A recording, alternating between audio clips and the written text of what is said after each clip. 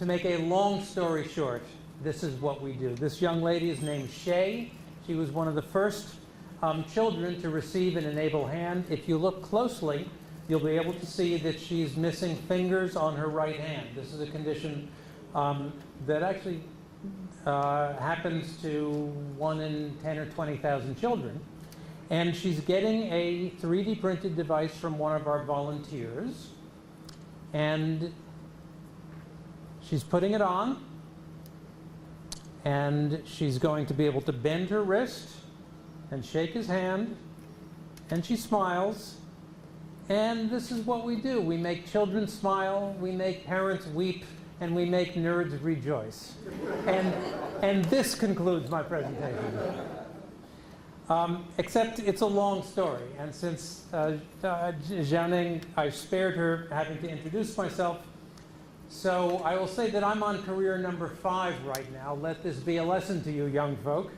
But 5 years ago, I was a professor at RIT in Rochester. And I was teaching a course in innovation and invention. And because I'm at a university, I'd wanted to share with you a recipe which I recommend to Jianing and to other faculty here, including Jim and a few others who I've met today, because it's a really great recipe. What you do is you advertise a course in which no one knows what they're doing, including the professor. This is what I taught there. And then you say, and it's open to advanced and adventurous students from every discipline. And anyone who wants to go to a class like that is exactly who you want. And then you spend 4 to 6 hours going around the room. Everyone introduces each other to each other. And you try to answer the question, what could we, this unique group of people, do together that none of us knows how to do individually? And that's what you do for the rest of the semester. It's not clear that you can teach innovation and invention, but this is actually a pretty good recipe for learning it. And if you're on the faculty, for having a great time doing it. So I was teaching that course at RIT until a day came when my chair said, this is a great course, we want other people to teach it, we want our new faculty to teach it. We'd like you to teach some of the service courses. And it happened that that week, I had also become eligible for retirement. And so I said, well, thank you, no, I'd rather do innovation and invention than have someone else teach innovation and invention. And so I negotiated a part-time research scientist position. And soon after that, a couple of things happened. One is, one set of students, where is Jim, who I met today? Right up there. There he is. So I was telling you about my Ripple project. Yes. I had a couple of students who said, you know, we've taken these engineering courses, we've taken this innovation course, I want to do something, something useful in the world. And what they did, and this is just proof that it could happen, but it also came up in 3 consecutive conversations here, they ended up developing a wonderful curriculum for inner city Rochester high school kids for a summer camp program at a local recreation center. They learned everything they needed to know and not a bit more in order to create a local free wireless Wi-Fi network in their neighborhood. They painted the box with a characteristic pattern. It broadcast, people could drive up with their access networks, and it said Letitia's network. And for 2 brief, glorious months, there was free Wi-Fi in Rochester, New York. I met with several groups today that remarked that outside of Olean, internet coverage is pretty crummy. But I also noticed that there are some hilltops near the campus. And I met Jim today, who goes, well, he was down in the hurricane zone, and he frequently visits those areas. So let me suggest that it is not rocket science to get a group of advanced and adventurous students and faculty together and figure out how to offer Wi-Fi or wireless to people who don't have it. We don't know how to do it, and that's what would make it a good project. But anyway, as the guy who's given up tenure twice, the only person I know, you now know a little bit about how e-NABLE emerged and what kinds of things are worth talking about around here in the future. When I advertised that course, my real point in offering that course was to use this poster. We live at an interesting moment, right, where we get to determine whether we're going to end up being assimilated, whether we're going to be ground into the cogs of the great economic machine, or whether we actually are going to be able to create a new era in which we are able to do more and better than we ever could do before. That was the pitch for the Innovation and Invention course, and in fact, e-NABLE continues to convince me that this is all in play and that the people in this room get to help determine which way things go. Now I'm going to tell you about e-NABLE and how it started. So I was teaching this course in Innovation and Invention this morning, only, as you know, I don't teach it. And indeed, I wasn't even preparing for it. I was watching YouTube videos at home. And now we don't have sound, so let's see what happens here. All right, so I can tell you the story. I was watching YouTube videos and I came across one about a South African carpenter who had lost fingers in a shop accident. And he discovered that prosthetics are really expensive. He used Google and he found Ivan Owen, a puppet maker and an accordionist and a prop maker who had made a YouTube video showing this great big mechanical hand. And they found each other through the internet. They collaborated. They made a simple mechanical, body-powered finger and then hand. They learned how to do 3D printing. They collaborated around the world for a year. And this video explained that they'd come to realize that a device like this could be useful not just for unhappy carpenters, but for children born without fingers. And they mentioned that they were putting the video, the design file online. I noticed that while YouTube video comments are usually the most demoralizing literary genre in human history, in this case, people were positive about what was going on, and they said, you know, I would do that. And so on a whim that morning, I called their bluff. I said, I've made a Google Map mashup, and you can add pins to it. If you know someone who needs a hand, put a pin on the map. And if you know someone who has a 3D printer and wants to help, put a pin on the map. And pins showed up on the map, and as you can see, these devices turned out to be something that volunteers with 3D printers could do, and that kids missing fingers could actually benefit from and enjoy. e-NABLE is now a global movement. As you will see, there are chapters in close to 100 countries around the world. We've got thousands of people involved making thousands of devices, and it's really become a phenomenon which is interesting in its own right. So interesting that I've come to believe that it may be a model for something even larger than 3D printed prosthetics. And I've come to become quite fascinated with the question of how the hell do we do this? How does e-NABLE work? And could something like this work more generally?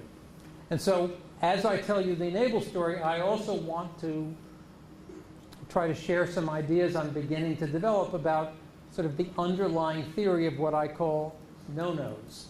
Non-organizations comprised of non-organizations, which I think is what e-NABLE is, and I think that's one of the reasons we're able to do things that other organizations, well, that organizations have failed to do. Like, for example, bring free prosthetics to people in the world in a world in which 99% of the people who would benefit from them don't have them. And by the way, they still don't have them. So we're now reaching some fraction of a percentage of those who would benefit from them. But if we can figure out how to scale this up, we're going to have some real impact. And if we can figure out how to generalize it, we're going to have even more real impact. And that's really what the talk is about.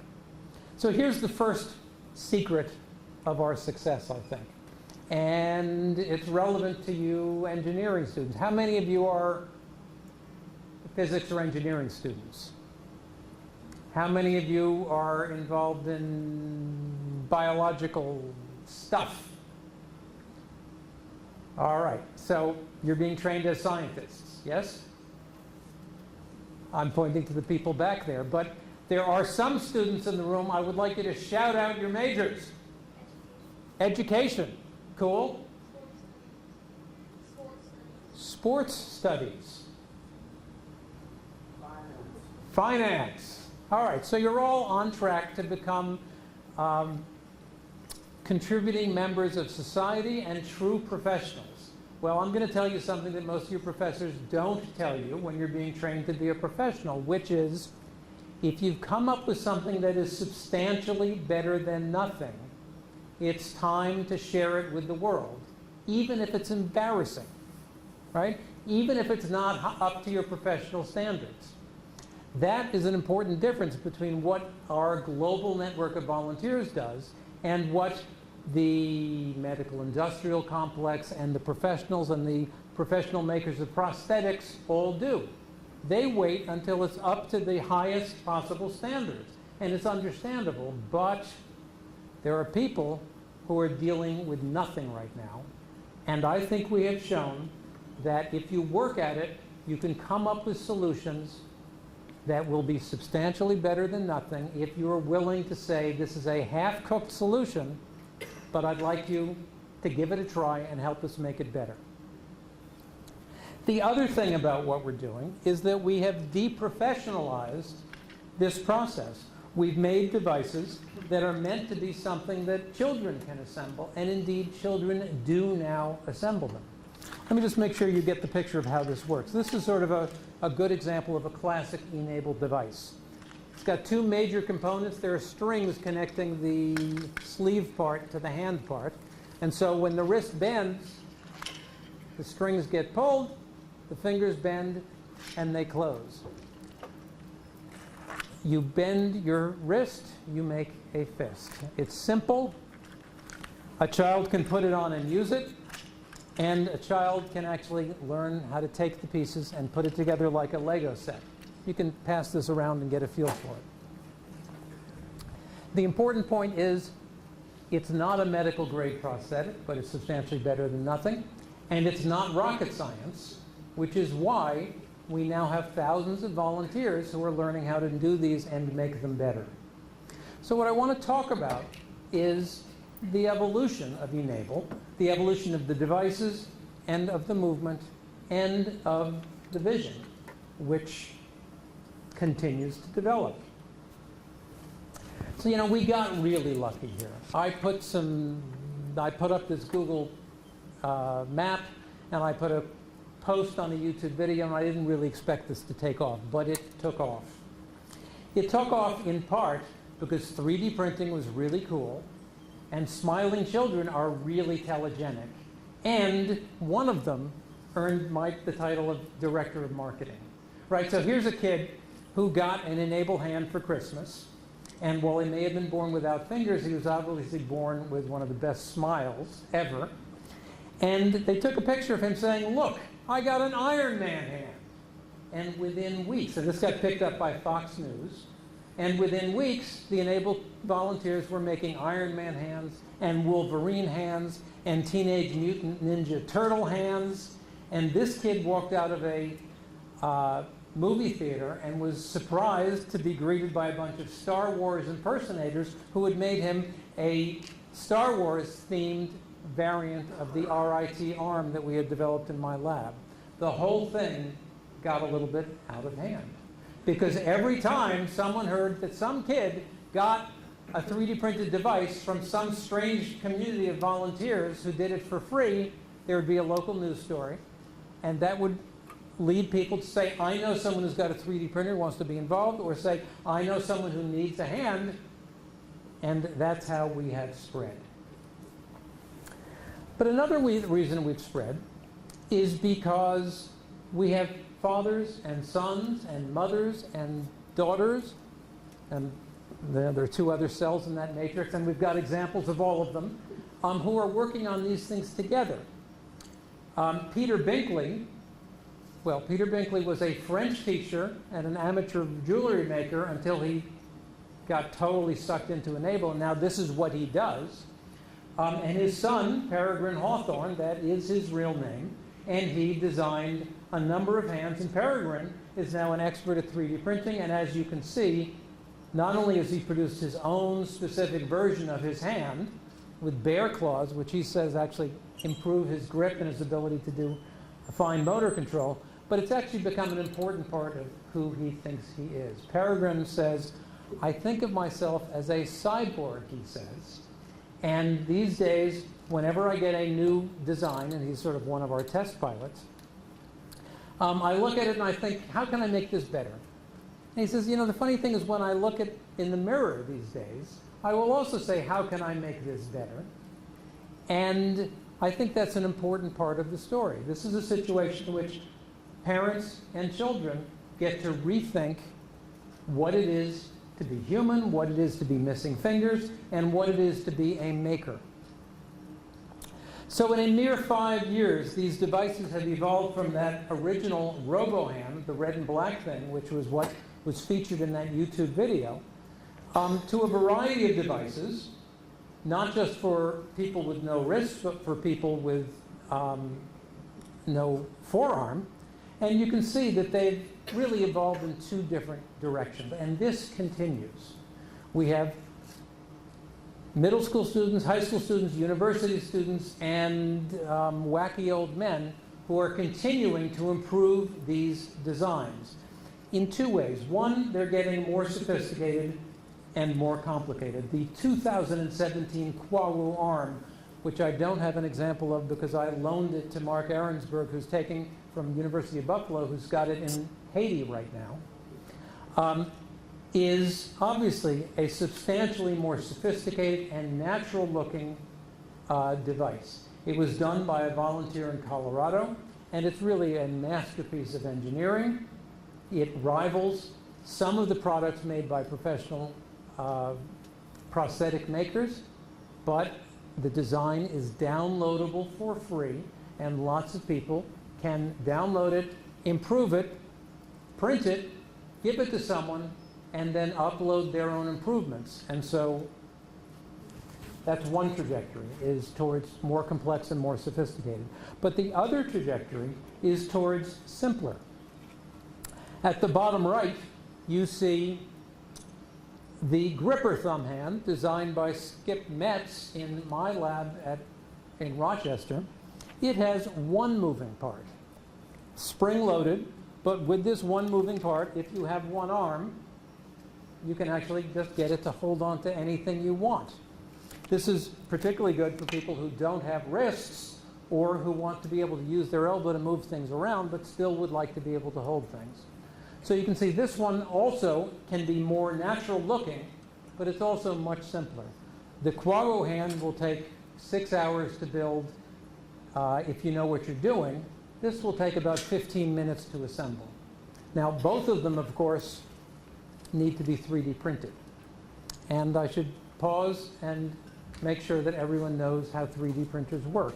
These days, is there anyone who will admit that they don't know how a 3D printer works? Bravo! All right. 3D printer is basically, well, first of all, there are some working examples right here, thanks to Jim Whitlock from University of Buffalo.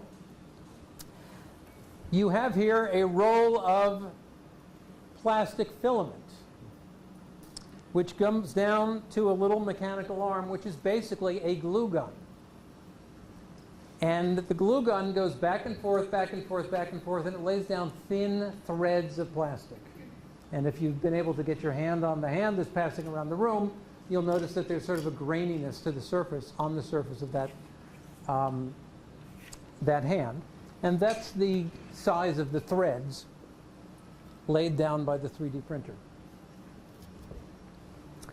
So there are a couple of interesting things about 3D printers. One is that they make things. And they make things, as I've just said. But the other is that you can get a reasonably good printer these days for about $300, which means lots of people are acquiring these really cool things. And typically, they're using them to make, well, frankly, probably the most common thing printed is Yoda or some other Star Wars character. After a while, they get tired of that. And I claim that e-NABLE has answered one of the most pressing questions of the 20th century, namely, honey, why did you buy that machine? The answer is, people buy the machine because it's cool, and then they discover that they can do something really important and really rewarding with it. So here's my next bit of academic theory about what's going on here. 3D printers turn things into digital objects, right? And like digital objects, it means they can be sent all over the world at the speed of light as a file. And so 3D printing is interesting because it basically begins to bring things into the realm of Moore's law. Moore's law, as some of you will know, was the observation made 20, 30 years ago that computer technology becomes twice as powerful roughly every 18 months. Twice as powerful and half as expensive. And of course, that's why we're all walking around with powerful computers in our pockets. The rate of evolution of these devices is exponential, and 3D printing is one of the early cases of bringing the manufacture of things into that realm. Turns out there's another geeky principle known in computer science as Metcalfe's law, and that is the observation that the power of a network increases exponentially with the number of people in the network. If you're in a network of 2, there's one other person you can talk to. If you're in a network of 2, there are 3 different conversations you can imagine. If you're in a network of 3, there are 3 factorial, 3 times 2 times 1, 6 possible conversations that can happen. The point is, you have a global network of volunteers all connected amazingly for free to each other using the internet. And they're able to get designs for making things that can be improved on and spread around the world. And so there's this exponential growth of this interesting phenomenon. But there's another piece of the interesting phenomenon that really needs looking at. You might ask, what's the underlying business model? Newton's law says there's no free lunch, and yet e-NABLE seems to be spreading around the world and going places that governments and businesses and non-governmental organizations has failed to go, despite the fact that it has no business model. So, as a teaser, I'm going to tell you that while e-NABLE doesn't have much money, although we do welcome donations if anyone wants to talk to me about that, the world is full of cognitive surplus. And I think that's an important part of how this kind of thing can expand. But before we delve into that, I want to talk about some of the other dimensions of this phenomenon, because we're now going from the technology of 3D printers and 3D design and mechanical hands, and I should pause and ask, are there any questions about that? To the whole question of the psychological and social significance of this. As I said, we have amputees who are now doing things with 3D printers that doctors and prosthetists with 3D printers do not do. In the top right, you have Luke. And just to the left of that, you've got Luke's dad's hand. Luke's dad is an air conditioning installer. So this is not rocket science, but because Luke is one of these kids who had a palm but no fingers, Luke's dad learned how to do 3D printing, and together they realized that if Luke was going to hold on to the things that really matter to Luke, he would benefit from a hand that has 2 thumbs. Look carefully, right? That red hand has got a thumb at each end of the hand. This is something that you're unlikely to get from a prosthetist or a prosthetics manufacturer, but it's just what Luke wants.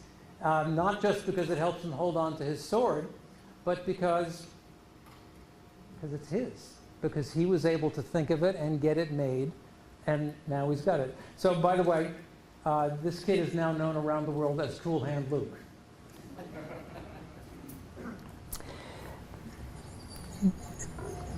I was in Honduras last month, and I met 2 young men who've received e-NABLE devices. Juan on the left and Christian on the right both lost both arms in electrical accidents. It turns out that bootlegging electric power is not uncommon in places like Honduras, and because it's unregulated, of course, it frequently results in these terrible accidents. But they both got one e-NABLE arm for their near elbow amputation. They each also have near shoulder amputations, and this is your opportunity, biomechanical engineer and inventor types. We're still working on a near shoulder solution. Nonetheless, they've got one good mechanical arm each, and they taught me something not just about kids, but about the value of these devices. I asked both of them, so how often do you wear this device? Because, by the way, even with medical grade prosthetics, people often don't wear them that much for a number of usefully interesting reasons. One is you can actually do pretty well without one arm. Without two arms, it's a challenge. Secondly, medical grade prosthetics, especially for children, tend to be heavy, and kids tend to outgrow them. So cheap, replaceable plastic devices are actually really quite valuable. Third, they're not actually that functional. So I asked Juan and Christian, how often do you wear your devices? And actually both of them, I'm happy to say, said, well, we wear them every day. I asked Juan, so what's the most valuable thing you use it for every day? And he looked at me like I was silly, and he pointed to his daughter, whose hand he was holding at the moment. That's what his hand is most useful for. Now, it's also true that he's gone into business because he was unemployable after his accident, and he's now selling houseplants from a home business. But the most useful thing, the most important thing from his point of view, is that he can hold his little daughter's hand and go for a walk. I asked Christian, also became unemployable, but now he runs this shoe store, and he demonstrated to us that he can indeed use his hand to take something off the shelf and to help people try it on. But when I said, why do you wear your hand every day? What's its most valuable application? He said, well, it's made me a lot more confident. I said, how so? He says, well, you know, when I'm out with my buddies, I can fist bump with them. The social function of these devices is at least as important as the mechanical function of these devices. Now, I notice that Hamad is nodding his head here, and with him is his buddy, who I've met both of these guys. This would actually be a really good moment to introduce you two and to just ask you to talk about your own experience with prosthetics, without prosthetics, and what you might still be looking for, because there is an e-NABLE chapter emerging here at St. Bonaventure. Some of you are going to be involved in it, and I got to tell you, the most cherished and exciting part of this whole e-NABLE experience is working with what we call test pilots as collaborators to figure out how to do something new and good. And so, just to point out that you have not one but two collaborators here, I'm going to ask them both to come up, and we'll just say hello. Hi everyone, my name is Ahmad Khan. I am a junior psychology major. I'm Noah Howard. Oh, okay. I'm Noah Howard. I'm a freshman journalism major. And we both kind of got involved with e-NABLE earlier this semester. We actually met Dr. Schul online through Dr. Zhang, so kind of really cool to see this all coming together. But yeah, I mean, speaking on your point of social aspect, I mean, I have this prosthetic, and a lot of you may see me around campus wearing this one or my other one, which kind of looks more normal, if you will, more static, more genuine. But you know, both kind of have impacted the social aspect of it. I'm a congenital amputee, so I've had it since I wore prosthetics starting as a kid and grew up with it, so it's been a part of my life forever. So, I mean, just being able to do things with some sort of prosthetic device has definitely changed my outlook on the lives. Yeah, so mine is congenital too, so I was just born without arms, but I've never had the opportunity for prosthetics because, like Dr. Scholl said, there's not any, like there's no design for all the way up to the shoulder prosthetics. But I'm certain that with great minds, and since it's so global, like someday I will be able to have prosthetics. And they don't weigh a ton. I have scoliosis, I have rods in my back. So like I need something lightweight, that's not going to damage my back, and I think e-NABLE is where I want to keep looking at. So I'm excited for what Dr. Scholl and everyone around the globe can do for me. So, having an opportunity, like you are such asset to the global community that it's really very exciting that you're here to work with us. So, do you guys have any questions for these guys? Yeah, I'm happy to answer.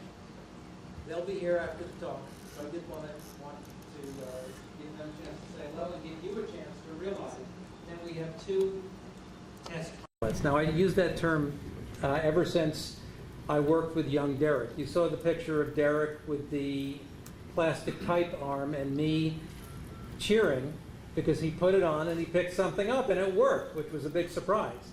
When I met Derek, he had come in with his medical grade myoelectric prosthetic, which cost $20,000, but which he had outgrown within a year because, of course, that's what happens with kids. But he brought it in, and he showed me that it was really quite cool. He said, look, it's got a motor. You could press one button, and the hand would go like this. And he'd press another button, and the hand would go like this. $20,000. But he didn't wear it because it was heavy. It was sort of creepy. And he couldn't play with it in the playground or go into the pool with it. Meanwhile, I'm there with a bunch of wrist-powered hands, and Derek doesn't have a wrist. So we cobbled together some possible solutions. The elbow-powered RIT arm, now fairly well known around the world, still not a great solution, but substantially better than nothing. I said to Derek, Derek, we need a test pilot. He said, okay. I said, Derek, do you know what a test pilot is? He said, no. I said, it means we don't know what we're doing, and we need you to tell us what to do. And he said, okay. And so then he took the arm I had and the arm he brought, and he put them end to end, and he said, could my arm be this long? And so Derek's arm is, in fact, substantially longer than his regular arm, and he can pick things up off the floor, and he can reach higher shelves than his classmates. And Derek is now the coolest kid in his class. And this makes all the difference. So I mention this, by the way, because you guys are collaborators and test pilots, and I don't know if we'll actually come up with something better than what you're doing. But in some ways, that's only part of what we're up to, right? So I don't want to create false expectations, but you will learn a lot, we'll learn a lot, and some of what we learn will go all over the world. Well, that's pretty good, if you ask me. So this psychological and social element is something that I continue to recognize as really important. It was after that encounter with Juan and Christian that I realized that actually it's the social environment which determines whether a disability is a disability or a nuisance, right? I mean, if these didn't exist and weren't readily available, I would have a disability. As it is, I wear glasses. It's a fashion statement. Nathaniel also talked about some of the deeper implications. Nathaniel was interviewed 6 weeks before he got his device. It turns out that some local news reporters became aware that this wacky community of volunteers was making a device for Nathaniel. They interviewed him. And he just articulated something which we had sort of heard informally before. He said, I was born without fingers. And then he went on. He said, and I have bad dreams. And in my dreams, there are these monsters who come and chase after me. And now I just turn to them and I say, you don't scare me because I've got 2 hands. And he hadn't even gotten his e-NABLE hand yet, and yet we were having this sort of interesting psychological contribution to his well-being and the way he thinks about it. So I've really come to rethink what we're doing, not as an engineering exercise, but as a social and consciousness-raising engineering exercise. It's also turned out to be a really powerful tool for education, for outreach, for science-based and STEM and STEAM learning. Nathaniel, this is Nathaniel with his Wolverine hand, and this is him with the kids who built and designed his hand. I met his teacher for the first time at the Maker Faire in New York just a few months ago. Tanya Lurch was a trigonometry teacher at a Catholic girls' school in Connecticut, if I remember correctly. And she realized that she could help her students appreciate geometry, trigonometry, 3D printing, while teaching them how to make a 3D printed prosthetic for a local kid named Nathaniel. And they did, and she did. But if you look at their faces, you can see that they also learned what technology and math is really good for. And there are hundreds of classrooms around the country that are currently involved in project-based learning, making e-NABLE hands, or assembling e-NABLE hands, or raising money to send e-NABLE hands to other parts of the world. And that also, I think, is a really important dimension of what's going on, as well as a way of helping teachers and students alike realize that the real problems in the world are multidisciplinary problems. Whereas, for some reason, we organize our universities around disciplines where you abstract away very narrow aspects of the real problems of the world. And so, of antibiotics, the problems that remain are side effects, and I'm thinking of global warming here, I'm thinking about inequity. They are side effects of all of the great solutions that disciplines like economics and disciplines and disciplinary organizations like universities have created. And so it's become an arena for reconnecting all of the disciplines around a cause which everyone can get behind. So this is my lab at RIT. Wrong. This is my lab at Rochester. When I left RIT a couple of years ago, I moved over to a high school where we are also engaged in one of these educational programs, where we're teaching kids in Rochester School District, which is a humanitarian disaster in its own right, at a charter school, how to make 3D printed prosthetics, how to do 3D printing, how to learn about the joys of community service and being the kind of person. So these kids had an experience where we made a prosthetic for frankly, a middle-class blonde kid and his dad, and the father thanked them for the incredibly important work that they were doing. These were kids coming from environments in which jobs, let alone respect, are quite hard to come by. So dad sort of breaks down thanking them, and these kids realize that they can change the world while also learning how to use this cool technology. The guy coaching them is named Melvin Cruz, and Will Byron from RIT is one of Melvin's classmates. But Melvin joined us in the Rochester e-NABLE lab at Curtis High School a year ago last summer. We needed someone to teach this high school program. And Melvin heard about it through the e-NABLE community. We did a Skype conversation and said, well, I've established e-NABLE Honduras. I said, I didn't even know there was an e-NABLE Honduras. This is my problem these days, is how do you track all of this? And he said, we have a program where we've just gotten some government funding to work with people who've lost their limbs jumping on trains trying to emigrate to the United States. This happens surprisingly frequent. As a matter of fact, this group of immigrants marching their way from Honduras to the United States right now are part of the same syndrome. People want to get out of Honduras, they want to come to America, and if they jump on a train, maybe they'll make it, maybe they'll fall off and lose a limb. So Melvin explained to me that he got some government funding with the Chamber of Commerce and the Honduran government to teach these amputees who suddenly are unemployable people how to do 3D printing and learn how to make their own prosthetics. I said, Melvin, why do you want to come teach at the Rochester e-NABLE lab? You're doing really important work in Honduras. He said, oh, but working at the headquarters of e-NABLE is on my bucket list. e-NABLE has no headquarters. Nonetheless, He is now teaching, and in fact, we managed to help him get a scholarship at RIT. But he's continuing to work with his team in Honduras, which, as you know, I visited 6 weeks ago. Here is his team in Honduras. There he is in the back. And there you see a bunch of people who are having the time of their lives, taking e-NABLE devices, some of them made by volunteers, and taking them around to schools and explaining 3D printing. And by the way, in that way, finding people who are not connected to the internet, not watching television, learning that 3D printed prosthetics are available, and that a volunteer activity like this is also available.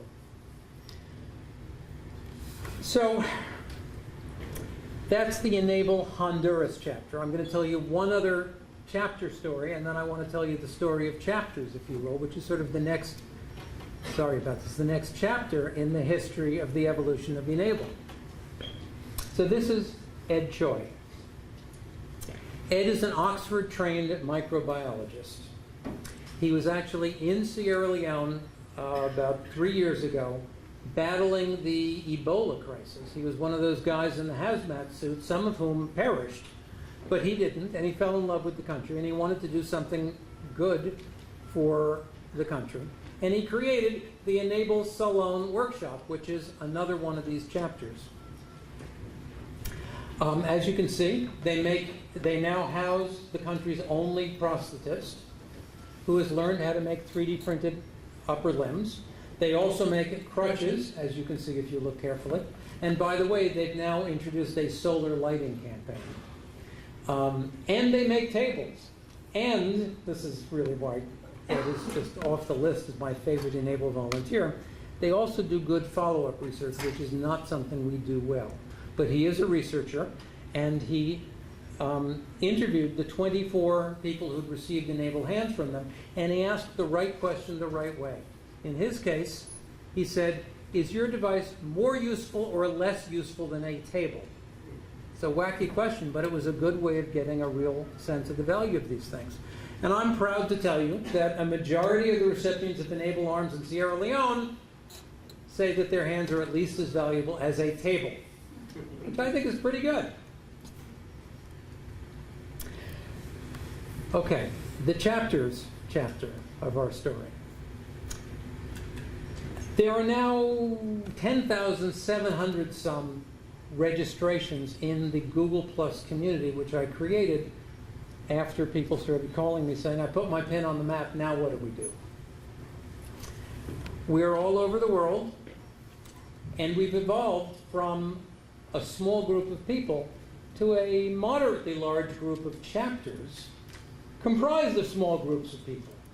And I think that's an important part of our story. We found as we went from a few hundred to a few thousand that even this wonderful community of nice people began bickering with each other and could not really collaborate in an online community. It turns out that online communities, when they get to a certain size, tend to turn into circular firing squads.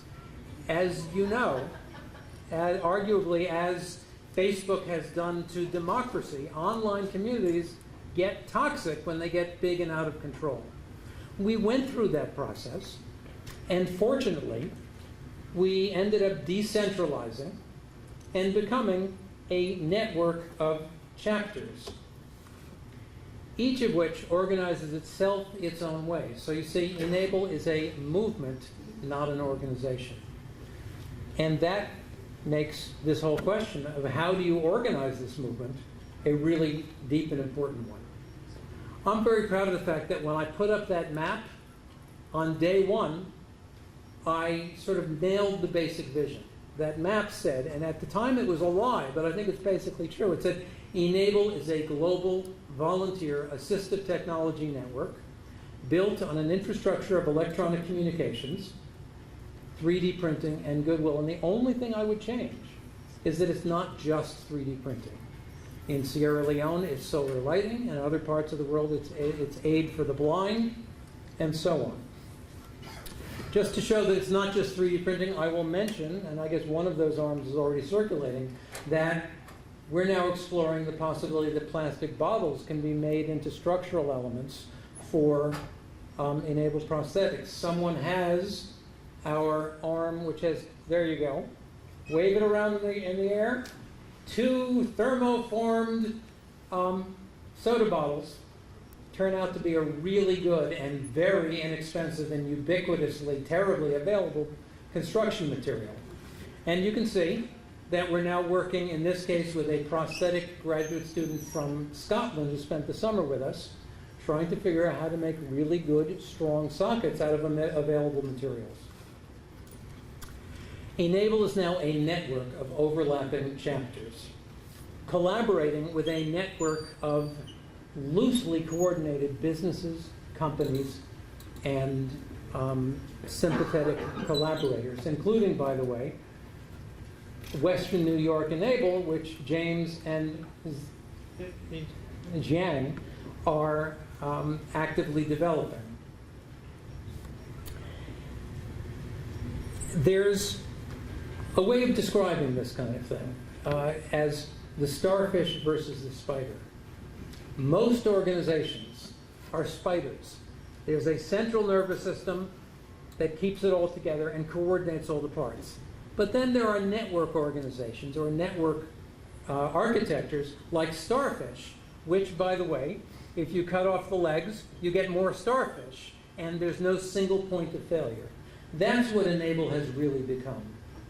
Now, that makes it hard to figure out what the heck e-NABLE is, and so I'm happy to show you the e-NABLE Atlas, which didn't exist 2 weeks ago, but does exist now, which is an attempt to make all of this visible. So here, for example, I'm going to type WNY. There's Western New York e-NABLE. I can zoom in.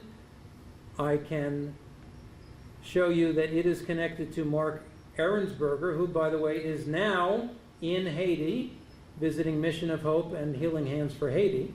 He's also associated with James Whitlock, who, by the way, is present at this very event and connected with these people and so on. You can see that the e-NABLE network is a mess, and yet it's becoming possible to understand how it works. I'm not going to walk you through it, but we have a certain way of organizing ourselves without any organized authorities.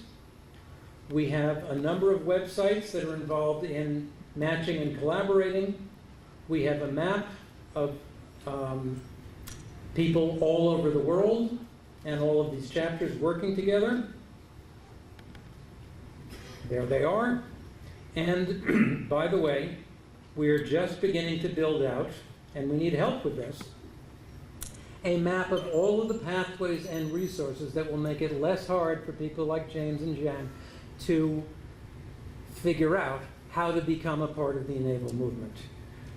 It has resources for people who want devices, resources for people who want to grow the movement, for people who want to innovate or make devices, or those who want to establish new chapters. And each of these links is intended to have further information and resources and guides and so on. The point is, the skeleton is here, and there's a lot of work to be done, but we need people who know how to do it, and that's really not me. This is typically what I do. I say, okay, I know how we could do this if only there were people competent to do it. And then they do. I'm hoping some of them are in this room to help us flesh this out and produce this kind of a guide to the emerging e-NABLE community. So I will say that the larger picture of e-NABLE, and this is, in case you're looking at your watch, this is the end of the talk. I'm just going to wrap up. I think e-NABLE is a wonderful thing, not just because it's all about 3D printed prosthetics and smiling children, but because it's an example of something that could become a really important complement and antidote to the current state of affairs. I told you that as e-NABLE went from few people to lots of people, we went through growing pains. The usual way you organize large numbers of people is through organizations, through command and control organizations, institutions or organizations or enterprises, looking on the right side. And every business school will teach you that the way that tends to happen is that you get visionaries and evangelists who become or recruit founders and financiers, and then they have employees who do the work because it pays the bills, and then you've got managers who keep the people who do the work doing the right things, and then you have commanders, and that's the way civilization has achieved much of what it does. And it's a great thing, but that's not e-NABLE. And by the way, it tends not to go where there aren't good markets. e-NABLE is something else, and I'm sort of trying to understand how people like Jim and me can scale the kind of thing that we do up using volunteers. You can't hire them, you can't fire them, you can't tell them what to do. So how does it work? Roughly, I think you have a shared vision, values, and goals. And as I say, we were lucky because a smiling kid on a newspaper article with a mechanical hand given by volunteers using emerging technologies sort of conveys our values and our goals in what turns out to be a very infectious way. You have shared practices. In religions, you know, those are rituals. In our case, they are the process of making a hand, giving a hand to a kid, celebrating it with the community, downloading and sharing open source designs, an important part of what we do. Those shared processes, shared practices, bind the community together in the absence of, pardon me for saying so, the coercive tools of traditional institutions, namely the power of the purse, the ability to hire, fire, or to lock you up if you break the rules. We don't do any of that, and yet that plus, I think, optional utilities and services like the e-NABLE Atlas, which are designed to make it easier for people to do the right thing, without forcing anyone to do any particular thing, are part of the ways we can try building out and generalizing this movement. But the other thing is, you have to understand, I'll skip that, you have to understand why people do it. Here's my best way of explaining what's really in it for the e-NABLE people. No one is getting rich off e-NABLE. In fact, there are very few people who are being paid, and in case you're wondering, I'm not one of them.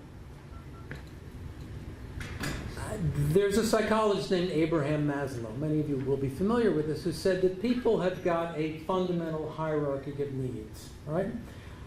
First, you've got to worry about your physiological and survival needs. If those are in jeopardy, that's all you think about. If that's under control, you start worrying about safety and about love and belonging and about family. If that's under control, you agonize over self-esteem. If that's under control, you say, what am I doing in the world? How am I going to realize my full potential? What am I going to leave behind me? We're all miserable some of the time, but for different reasons.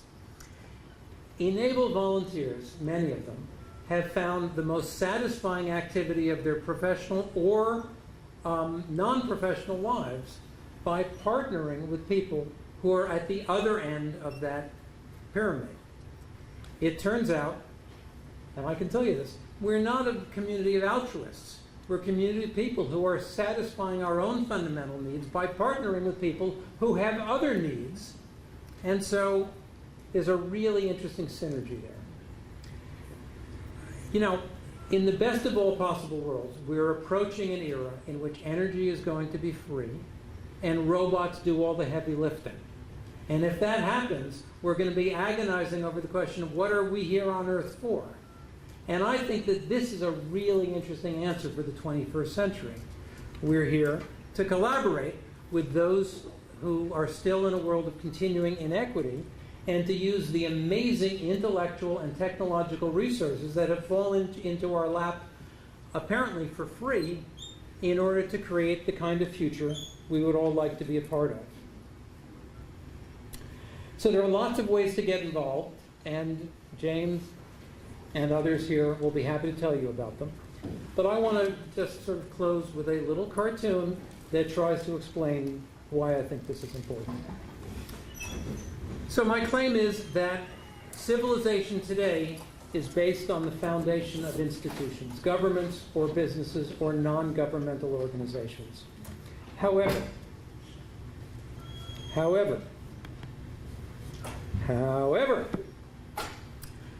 There are gaps, and it's precisely in those gaps today that you find underserved populations, and they fall through the cracks.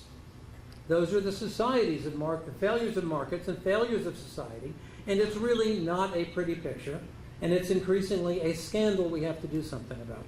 My claim and my hope is that e-NABLE is a prototype of a way of organizing people to build a safety net which will not only provide a safe landing to the world's underserved populations, but give them a stairway to full participation and full contribution, and in fact, to create a fourth non-institutional platform that can do things that governments and businesses and NGOs can't do and fail to do, because e-NABLE is based on something else. It's not based upon budgets, it's not based on command and control, it's based upon something that we don't fully understand, but which so far seems to be working, and this is the final note, with your help, will become a larger and larger part of the world we hope to be a part of. So that's the e-NABLE story. Thank you very much.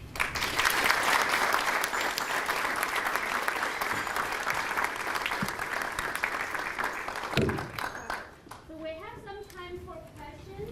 So if you have questions, please raise your hand, and our students will go to the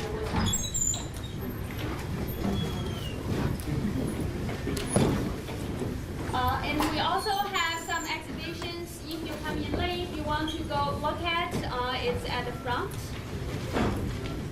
So I have a question, Dr. Shaw. So I think you really painted a very rosy picture for a new style to actually generate a community. So do you think this can be very sustainable in the future?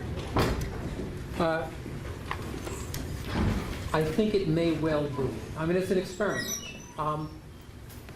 But yeah, there are going to be more and more people, not fewer and fewer, who have discretionary time, who have access to the internet, who want to play with emerging technologies which are going to become readily available, and who, I hope, are going to be embarrassed by the fact that there are other people with unmet needs who they can have face-to-face conversations with all over the world.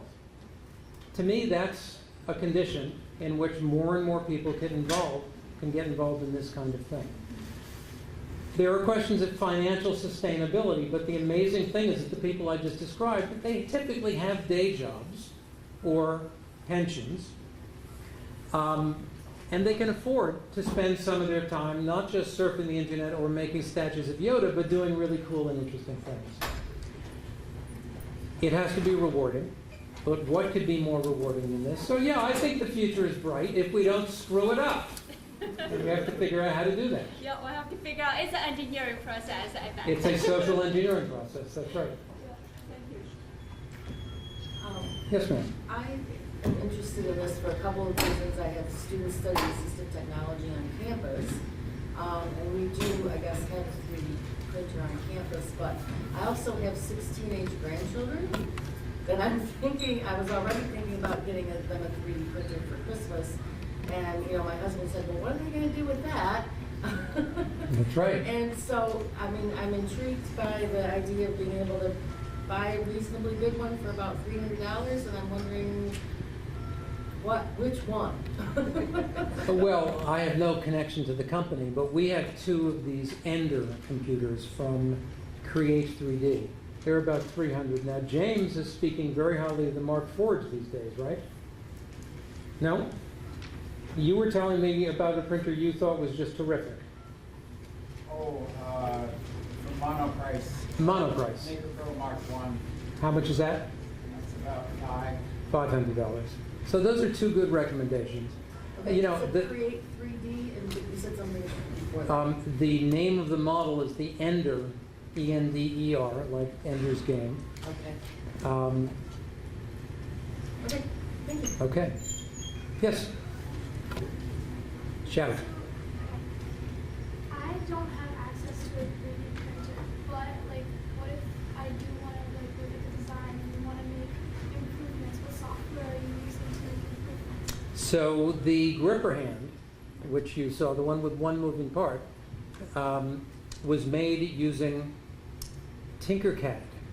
Tinkercad is available for free. It's designed for children, and yet there's a man 10 years older than me who's one of the best Tinkercad users, and he made it using Tinkercad. There are other packages online, like Fusion 3D. We're developing a relationship with Onshape.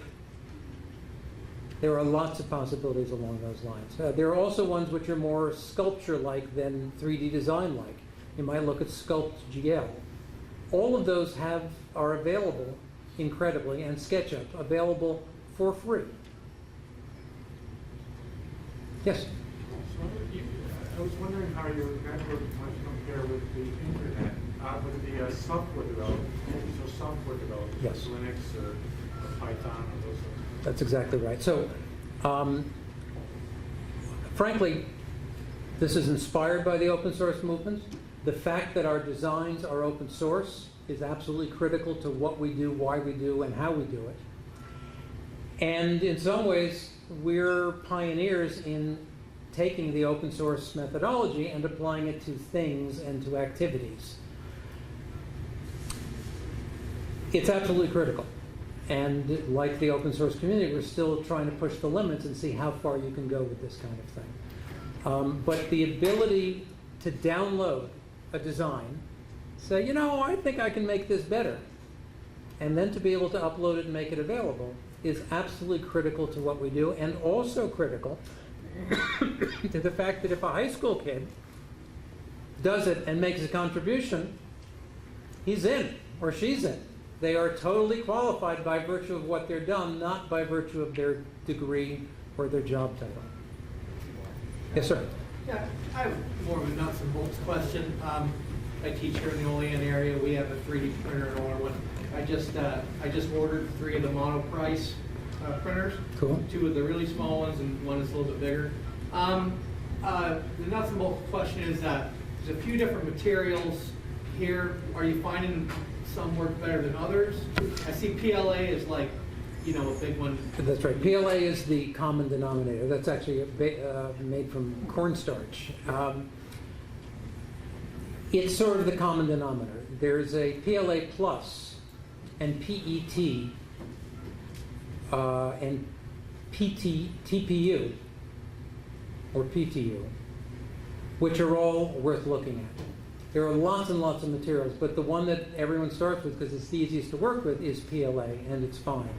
I do have to say, I don't want to give the false impression that it's trivial to get a 3D printer to actually work. It's actually the hardest part of what we do. The people who really do well and thrive on this are people who like tinkering, if they're actually working with the 3D printers. On the other hand, there are people, not including me, who love tinkering with machines, and they will often partner with people who say, I don't have a 3D printer, and I don't think I want to learn how to use one, but I want to do design. So those are all possibilities. So what's the follow-up question? So, Yes, please. You know, our old 3D printer that we're going to augment now would only do ABS. You could get some layer separation because, you know, I don't know if everybody realizes that these things, they put it down in a layer. That's right. Everything's a layer, layer, layer. And are you seeing, like, these things, when they're in use, are they robust? Are they... They're certainly not as robust as medical grade prosthetics. ABS is a lot tougher than PLA and is much more temperature resistant. They will break, and if you jump on it hard enough, it will break. But we've got volunteers who are looking for opportunities to make the next model and to improve it. They are only substantially better than nothing. John? Yes? Just a short, I'm glad you mentioned the complexity. Some of us refer to as dirty little secrets of 3D printing. It really is staggering. It shocks even engineers who would otherwise, you know, you would think they jump right into it. So when people are asking about picking them up for Christmas, I want to really strongly encourage you to consider engaging with any of the groups in the area who are starting to work with them so that you've got somebody to talk with. And I'd say the best place to start would be Xiaoning. We'll know about other operations in the area. If not, have one herself here at St. Bonaventure. So don't try to do it on your own. Right, and a corollary of that is if you're willing to, you know, blow the surprise, if your grandchildren know someone who's already got a 3D printer and that their friend is comfortable with the one they've got, that's the one you should get them. Because Okay. they can problem solve and compare notes together. Okay. Well, my grandchildren live in Henrietta. Well, so they can also talk to Will. Say, hello, Will. And there's a lab at RIT called The Construct, which is loaded with 3D printers and would probably welcome kids to come in and get some tips as well.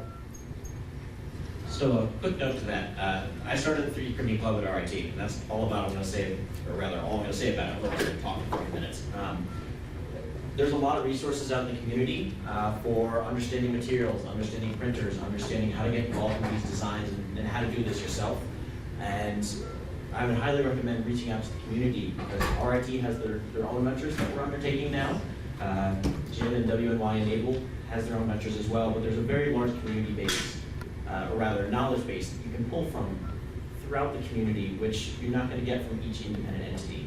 But reaching out to community, be it through WNY e-NABLE, be it through the activities here at St. Bonaventure, we'll make sure to pair you with somebody. Or through the e-NABLE online community. I mean, the hardest thing to convince e-NABLE volunteers is that they can't get something to work.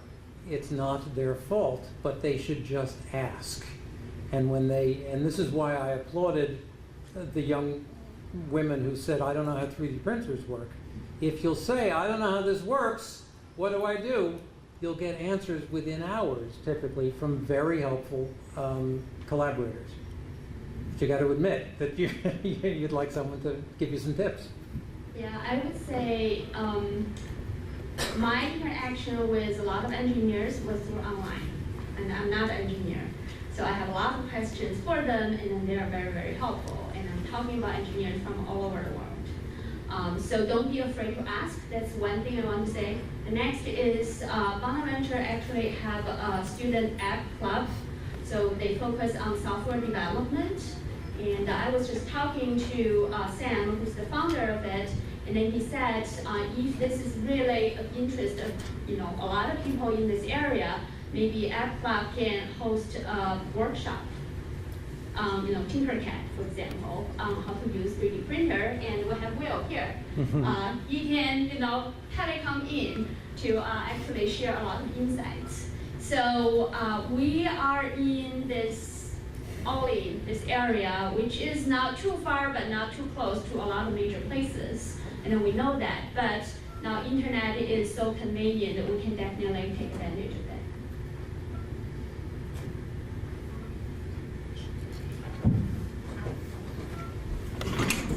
I work in physician relations right here in Olean, so just a different angle. What has the response been from, I kept thinking of our pediatricians.